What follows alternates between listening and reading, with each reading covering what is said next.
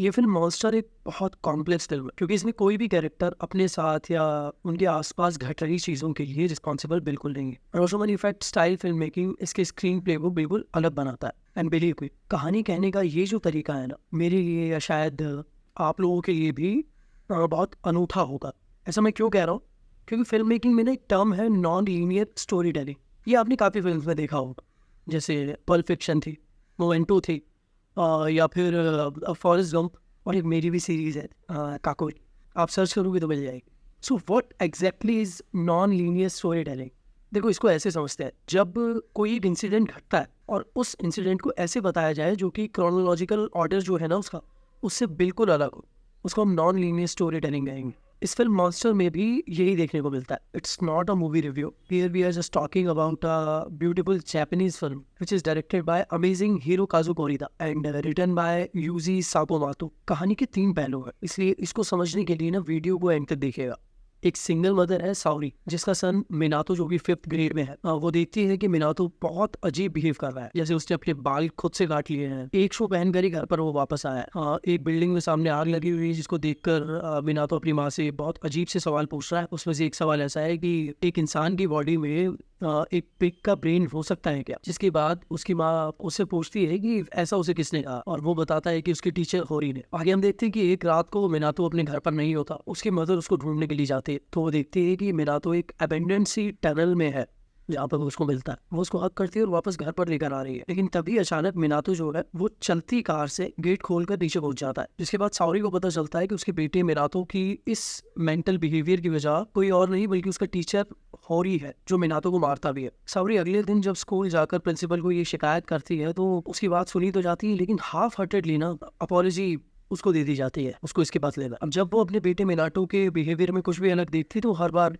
ऐसे स्कूल जाती है और वहाँ पर स्कूल स्टाफ से और प्रिंसिपल से इसके बारे में शिकायत भी करती है। लेकिन हर बार उसे ये कहा जाता है कि हम लोग इस पर चर्चा करेंगे और हम लोग सॉरी हैं, अपॉलॉजी देते हैं, बट वो हाफ हार्टेडली सी ही होती है। बट हद तब हो जाती है जब उसे पता चलता है कि होरी ने, जो कि टीचर्स जो होरी है, उसने मिनातो को स्कूल स्टेज से धक्का दे दिया है, जिसके बाद उसको काफ़ी चोटें भी आई है। इसके बाद साउरी का सब्र का बांध बिल्कुल टूट जाता है। वो अब जो उसने कंप्लेंट की है, जिसके बाद मीडिया भी होरी के पीछे है और होरी को वो स्कूल छोड़ना पड़ता है, स्कूल उसको वहाँ से निकालते हैं। मीडिया में उसकी बदनामी तब होती है, लेकिन किसी को नहीं मालूम कि रियलिटी इसकी बिल्कुल अलग। यहीं से पर्सपेक्टिव्स चेंज होने शुरू होते हैं। ये एक हिस्सा है, जिसके बाद आप एक राय बना लेते हैं as an audience. Obviously Minato के फेवर में ही वो आपकी राय होती है और होरी के अगेंस्ट, राइट। बट इसका दूसरा पहलू, जैसा मैंने कहा कि 3 पहलू है, इसके दूसरे पहलू पर चलते हैं। आगे कहानी में हम देखते हैं कि जो टीचर होरी है वो साउरी को बताता है कि उसका जो बेटा है मिनाटो, वो कोई शरीफ नहीं है, वो बल्कि अपने क्लासमेट यूरी को ही बुली करता है बहुत ज्यादा। उसने यूरी को बाथरूम में बंद भी कर दिया था। वो ये इंसिडेंट भी बताता है। हम देखते हैं कि उन्हीं इंसिडेंट्स को ना हमें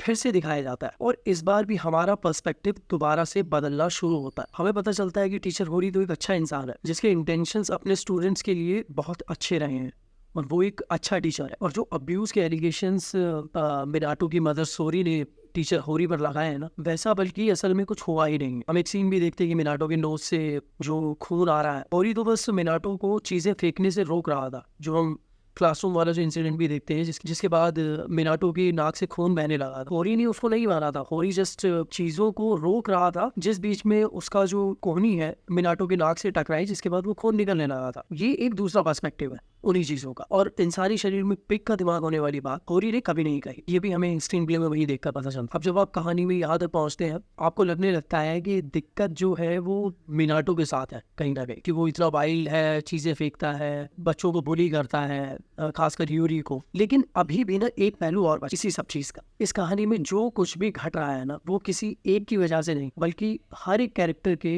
कुछ ना कुछ कंफ्यूजन की वजह से घट रहा है, जो कि हम आगे देखते हैं। अब इसके एक और पहलू पर आता है। कहानी में आगे दिखाया जाता है कि यूरी और मिनाटो जो है वो तो दोनों अच्छे दोस्त हैं। यूरी एक ऐसा बच्चा है जिसे स्कूल में सभी लोग बुली करते हैं। उसके जो क्लास के जो बच्चे हैं वो सभी उसको बुली करते हैं। और वजह क्या है? क्योंकि यूरी थोड़ा सा ज्यादा सेंसिटिव और फेमिनिन कैरेक्टर दिखता है हमको। अब मिनाटो उसका दोस्त तो बनता है, लेकिन वो कभी नहीं चाहता कि पब्लिकली कोई भी मिनाटो को यूरी के साथ देखे। मिनाटो को डर है कि कहीं उसका भी मजाक न बनने लग जाए। वो बच्चे जो यूरी को बुली करते हैं, इस वजह से कहीं मिनाटो को भी ना करने लग जाए। वो क्या है ना कि हमारी सोसाइटी में मस्कुलिनिटी को लेकर एक बहुत अजीब सा स्टीरियोटाइप गढ़ दिए गए हैं उसके इर्द गिर्द, जिन्हें हम लोग ना चाहते हुए भी, ना समझते हुए भी ना सच मान लेते हैं। खैर, शुरू में यूरी और मिनाटो की जब दोस्ती की शुरुआत होने लगी थी, तो उस दौरान यूरी ने मिनाटो को बताया था कि उसके फादर उसको बोलते हैं कि उसके शरीर में एक पिग का ब्रेन है और वो जल्दी ठीक हो जाएगा। यूरी ने मिनाटो के बालों में हाथ डालकर उन्हें सहलाया भी था, जिसके बाद मिनाटो ने घर जाकर अपने बाल काट लिए थे, जस्ट बिकॉज मिनाटो को ये लगता था कि जो बीमारी यूरी को है, मतलब वो फेमिनिन दिखता है, थोड़ा ज़्यादा सेंसिटिव है, ये बीमारी कहीं मिनाटो को भी ना हो जाए, इस वजह से मिनाटो ने अपने बाल काट लिए थे। क्योंकि रियलिटी यही भर दी गई है मैस्कुलिनिटी को लेकर। यूरी और मिनाटो की दोस्ती गहरी तो होती है और वो दोनों साथ में वक्त भी बिताना शुरू कर देते हैं। बचपन में मैस्कुलिनिटी क्या है, ये सब जो ना चाहते हुए ये सोसाइटी फीड करवाती है ना, वही डर है इन दोनों, यूरी और मिनाटो का। और इसी डर की वजह से ना इन दोनों ने कभी भी इस चीज़ को अपफ्रंट अपने पेरेंट्स को नहीं बोला, या फिर टीचर होरी को कभी ये बात बोली नहीं। यूरी के जो फादर है, जो कि हमेशा नशे में रहते हैं, उन्होंने अपने बेटे यूरी को देखकर ये जताया है हमेशा वो दूसरे बच्चों जैसा बिल्कुल नॉर्मल नहीं है। वो यूरी की इस फीलिंग को कोई बीमारी समझता है, जिसकी वजह से यूरी को भी ये एक अजीब सा टॉर्चर सहना पड़ा। फिजिकल टॉर्चर भी उसके फादर उसके साथ करते ही हैं। और जो वर्ड्स यूरी को उसके फादर ने कहे, और यही वर्ड्स यूरी ने मिनाटो को बताया था कि तेरे शरीर के अंदर एक पिग का ब्रेन है। और यही वर्ड्स मिनाटो ने सवालों की फॉर्म में अपनी मदर से पूछा। आगे मिनाटो और यूरी की फ्रेंडशिप गहरी होती हुई हमें दिखती है। वो दोनों वहां से भाग जाना चाहते, लेकिन मौसम इतना खराब होता है कि वो दोनों उस अबेंडन टनल में इंतजार करते हैं कि जैसे ही मौसम ठीक होगा फिर वो लोग वहां से निकल जाएंगे। अब ये वही अबेंडन टनल है जहाँ पर ये दोनों अक्सर आकर बैठते थे, समय बिताया करते थे। यूरी और मिनाटो के लिए हैप्पीनेस वो है जो उन्होंने इस टनल में, जो अबेंडन पड़ी सी एक ट्रेन कार है जिसको इन दोनों ने ही मिलकर सजाया था, यहाँ पर बैठकर बातें की थी, अपने सपने शेयर किए थे, ये इन लोग के लिए हैप्पीनेस। उन दोनों का एक दूसरे को समझना उनके लिए खुशी है। वो पल जो उन लोगों ने एक साथ बिताए वो उनके लिए खुशी है। यूरी का वो जो गुस्सा था ना, जो अंदर उसके भरा हुआ था, जो पनप रहा था काफी टाइम से उसके फादर के लिए, जिसकी वजह से यूरी ने उस बार को आग लगा दी थी, जो हम शुरू में देखते हैं कि एक बार को आग लगी हुई है। जब मिनाटो ने यूरी से पूछा भी था एक सीक्वेंस के दौरान कि भाई क्या तूने ऐसा किया, उस बार को आग लगाई, तो उसके जवाब में यूरी उससे सिर्फ इतना ही कहता है कि अच्छा हुआ ना, शराब पीना तो वैसे भी बहुत बुरी बात है। जिसकी वजह से उसके फादर शराबी एल्कोहलिक थे और उसको वो फिजिकल टॉर्चर, मेंटल टॉर्चर, सब चीज़ उसको सहनी पड़ी थी, उस एक छोटे से बच्चे को, जो कि 5th स्टैंडर्ड में ही है। और एंड में हम देखते हैं कि यूरी और मिनाटो दोनों ही भागकर एक हरी भरी फील्ड में हमको दिखते हैं, हंसते खेलते हुए, भागते हुए वो उस एक हरी भरी फील्ड में नजर आते हैं हमको, जो कि फिल्म का एक फाइनल सीक्वेंस है। अब रियलिटी में सही और गलत क्या है, या सिर्फ ये जो पर्सपेक्टिव है किसी भी चीज को देखने का, किसी सिचुएशन को किस तरीके से हम लोग देख रहे हैं, क्या वो चीज उसको, उस एक पर्टिकुलर चीज को सही और गलत बनाती है। कहानी में समझाने की कोशिश ये की जाती है कि जो मॉन्स्टर जो है ना, वो एक्सटर्नली नहीं है, बल्कि मॉन्स्टर इंटरनली ही क्या कहते हैं मौजूद है, लोगों में, सभी में, हमारे आसपास भी, और इस कहानी के जितने कैरेक्टर्स हैं उनमें भी। जैसे साउरी का जो कैरेक्टर है, जो मदर साउरी है, उसने कभी भी अपने बेटे मिनाटो की इमोशनल डेवलपमेंट जो है ना, उसको समझने की कभी कोशिश की ही नहीं। वो बस एक बाहरी एक्सटर्नली फैक्टर्स को ढूंढने में लगी रही कि उसका बेटा मिनाटो जो वियर्ड बिहेव कर रहा है, उसकी वजह आखिर क्या है, जिसके चलते स्कूल टीचर होरी तक के लिए, मतलब एक अलग पर्सपेक्टिव हम लोगों का और स्कूल के लोगों का, कहानी में मौजूद कैरेक्टर्स का, होरी जो टीचर है उसके लिए बन गया था। और जिसकी वजह से होरी को वो जॉब छोड़नी पड़ी, उसकी गर्लफ्रेंड उसको छोड़कर चली गई। उसके बाद मीडिया में उसका नाम इतना खराब हुआ कि वो सुसाइड तक करने के लिए पहुंच गया था। हम इस फिल्म में क्या देखते हैं, this is shifting perspective as the story unfolds, है ना। हम एज ऑडियंस जो परसेप्शन बना लेते हैं ना किसी भी चीज को देखकर, वो किस तरह से कहानी में आगे बढ़ते हुए चेंज होती है, वो हमारे पर्सपेक्टिव को बार बार चेंज करते हैं। बहुत लेयर्ड कहानी है, जो जब एक एक कर खुलती है ना, तो आपको लगने लगता है कि जो पर्सपेक्टिव, परसेप्शन आपने किसी कैरेक्टर के लिए बना लिए, क्या वो आखिरी सच है उन कैरेक्टर्स का, या उस एक पर्टिकुलर इंसिडेंट का। नहीं, ऐसा नहीं।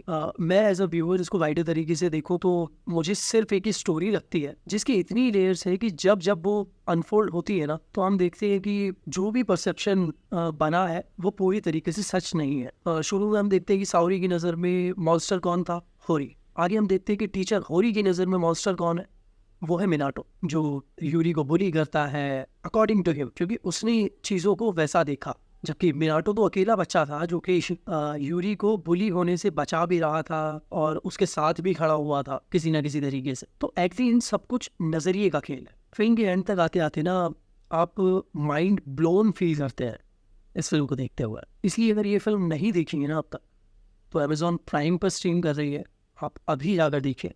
और अगर देख ली है तो आइए, let's discuss films. Let me tell you once again, I'm not a film reviewer or a film critic. I'm just a film buff who likes to watch cinema. And if there are some movies or web shows which you want to suggest, just comment below. Let's discuss cinema. Thank you.